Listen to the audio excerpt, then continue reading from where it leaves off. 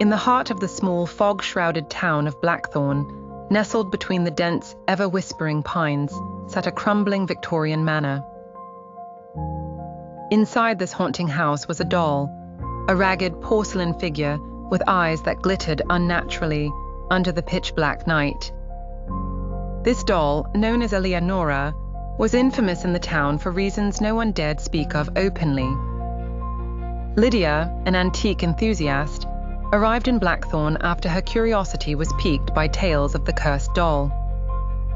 Driven by a fascination with the arcane secrets of the past, she found herself at the doorstep of the Rutherford estate, the manor's off-hinged front door bemoaning her arrival with an eerie creak. "It's only a doll," she reminded herself, her voice barely a whisper against the muted air.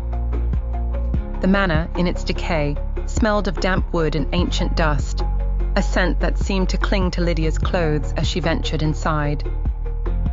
Her footsteps echoed through the empty halls until she reached the parlor where Eleonora sat, primly placed on a faded ottoman.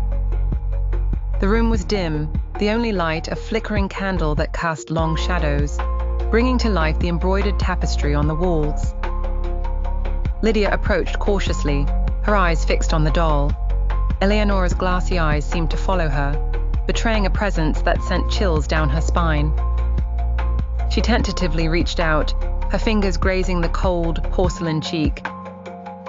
As if on cue, the candle flickered violently. The shadows danced more feverishly, twisting unnaturally around the room. Lydia drew her hand back, startled, half expecting the doll to leap into action. Determined to unravel the mystery, Lydia decided to spend the night in the manor.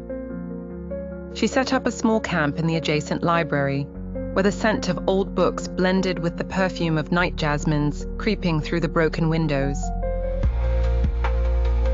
When midnight struck, a strange sound echoed down the corridor, a soft, rhythmic tapping. Lydia, clutching her flashlight, followed the noise. Her heart pounded in her chest, each beat a drum that matched her growing sense of dread. The tapping led her back to the parlor. Her flashlight beam caught the ottoman empty. Eleonora was gone. Panic set in as she scanned the room, only to find the doll had moved to a chair by the window, its head turned slightly as if gazing outside. Startled, Lydia darted forward, hoping for some rational explanation. Yet, when she approached, the chair was vacant. A chill crept over her skin. The doll was now seated at the grand piano, its lace dress untouched by dust. Whispers seemed to seep from the walls, faintly at first, then growing in intensity. "Leave! Leave!" they urged. Trembling, Lydia tried to compose herself. Realizing the danger, she decided to leave the manor at first light. As she turned to gather her belongings, she stopped cold. A hissing, unnerving laugh filled the room. Eleonora sat on the bookshelf now, her head cocked to one side as if mocking Lydia.